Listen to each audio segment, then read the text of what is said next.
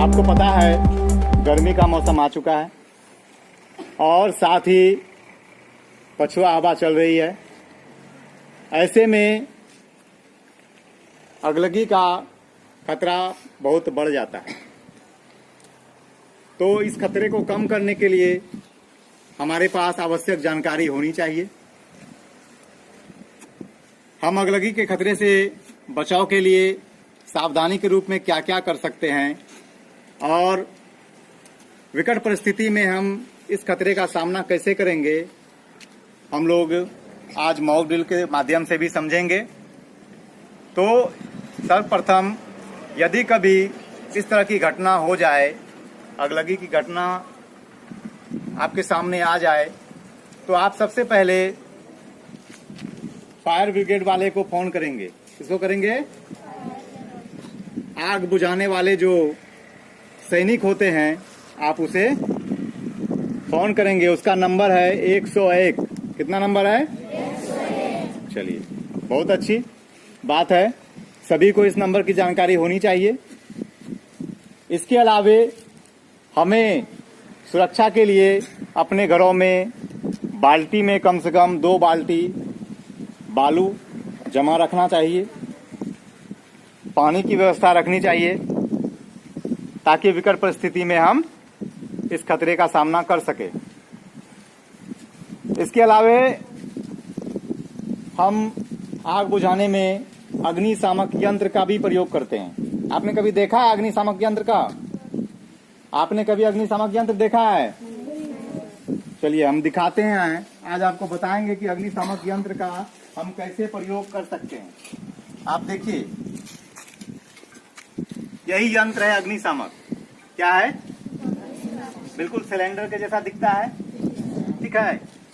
और इसके अंदर कार्बन डाइऑक्साइड गैस होता है। क्या होता है? Carbon dioxide.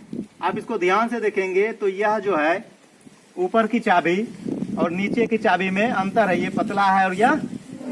इसको प्रयोग करने के लिए हम क्या करते हैं, इस पर दबाव डालते हैं। इस पर जब हम दबाव डालेंगे तो अंदर में वह दोनों गैस मिश्रित हो जाएगा, मिल जाएगा और कार्बन डाइऑक्साइड का निर्माण करेगा। और ये जो देख रहे हैं नेपल, इससे फॉग पैदा होगा, झाग जैसा। और इसको हम आग के सामने ले जाकर इस तरह से, ठीक है, इसको डालेंगे तो आग बुझ जाएगा, ठीक है। कभी ऐसी परिस्थिति हो सकती है कि हम फंस गए, कहीं आग लगा और हम फंस गए उसमें, और किसी तरह से हम बचकर निकल भी गए, लेकिन हमारे शरीर में आग लगा हुआ, हमारा कपड़ा जल रहा है।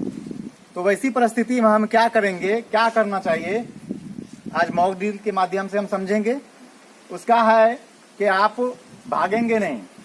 लोग जल्दीबाजी में भागने लगते हैं। भागने से क्या होगा, आग तेजी से फैलने लगता है। तो भागना नहीं है, हमको झुको लेटो और लुढ़को वाला फंडा अपनाना है।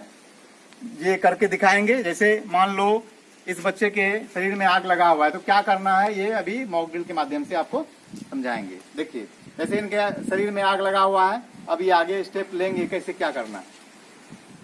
झुके, उसके बाद लुढ़क रहे हैं, ठीक है।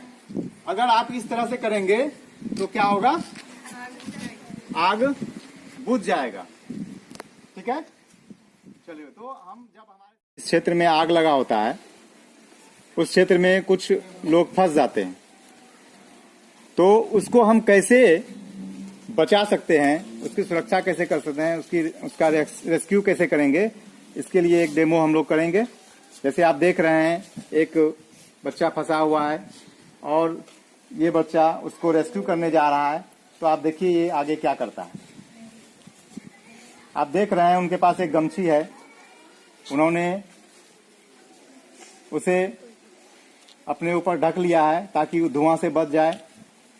आप जानते हैं कि धुआं जो है 1.5 फीट ऊपर से गुजरता है, ज्यादा घना होता है, और जब हम उससे नीचे झुककर चलते हैं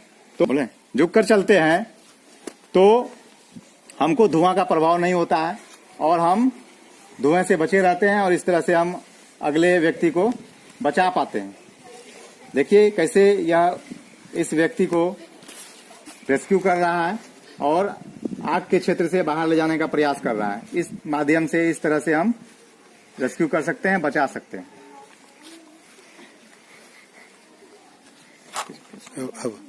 अब यह अकेला है और एक अकेले व्यक्ति को बचाना है इसे। आप देखेंगे कि यह किस तरह से इसको आग के क्षेत्र से बहुत दूर ले जाता है। आप देखें, आप देखिए, सबसे पहले उसने, यह व्यक्ति कुछ होश में है, उसने उन्हें कंधे पर उठा लिया है। अब वह उसे आग से बहुत दूर ले जा रहा है। एक व्यक्ति द्वारा एक व्यक्ति को बचाने का दूसरा तरीका, आप देखें ये कैसे किस तरह से इस व्यक्ति को बचाने का प्रयास करता है। सबसे पहले दोनों हाथों से उठाकर खड़ा किया उसने, उसे कंधे पर लिया और वह आसानी से उसे आग के क्षेत्र से दूर लेके चला गया।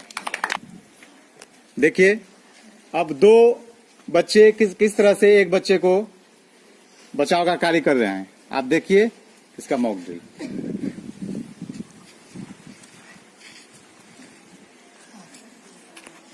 देखिए किस अंदाज में पकड़े हुए हैं। ये आसानी से बिना किसी परेशानी के हम दूर तक इस तरह से पीड़ित व्यक्ति को ले जा सकते हैं। देखिए यदि बचाव दल में 3 व्यक्ति है तो हम किस तरह से, और पीड़ित व्यक्ति बेहोश पड़ा हुआ है तो उसको 3 व्यक्ति किस तरह से अच्छी तरह से उसको उठाकर अपने हाथों पर दूर तक ले जा सकते हैं। देख लीजिए एक व्यक्ति बहुत अच्छे तरीके से इन्होंने पकड़ लिया है। अब इसको लेकर जा रहे हैं, जहां तक चाहेंगे वो लेकर जा पाएंगे। अब अगर हमारे पास कोई साधन नहीं है और हम स्ट्रेचर बनाना चाहते हैं तो कैसे स्ट्रेचर बना सकते हैं, अभी आपके सामने इसका डेमो प्रस्तुत किया जाएगा। चलिए बनाइए। तो सबसे पहले इन्होंने एक मोटे चादर को लिया है, उसको फैला दिया है।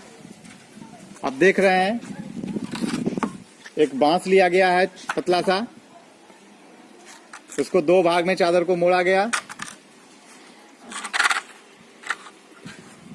बीच में फिर एक दूसरा बांस रखा गया है और फिर चादर को तौ दिया गया है।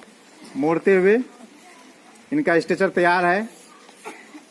अब आप देखेंगे कि यह पीड़ित व्यक्ति को किस तरह से स्ट्रेचर पर लिटाकर दूर तक बचाव करते हैं। पीड़ित व्यक्ति को लिटा दिया गया है, ये आराम से स्ट्रेचर पर, बहुत अच्छा स्ट्रेचर पर ले लिए हैं। देखिए किस तरह से लेकर जा रहे हैं। आपने देखा कि किस तरह से विकट परिस्थिति में हम अपने आप को आग से बचा सकते हैं और किसी दूसरे पीड़ित व्यक्ति को सुरक्षित उस क्षेत्र से बाहर ले जा सकते हैं जो आसानी पूर्वक हो। तो हमें से सबसे बेहतर तरीका है कि हमें आग से बचाव के लिए सावधानी बरतनी चाहिए। हमें, अगर हम चूल्हे में खाना बनाते हैं तो सवेरे के टाइम में खाना बना लिया जाए तो बेहतर है। शाम में भी जो खाना बनाते हैं हम, तो शाम में भी थोड़ा शाम होने पर ही चूल्हे को जलाया जाए ताकि वातावरण ठंडा हो जाए और इस तरह से हम आग से बचाव अपना कर सकते हैं।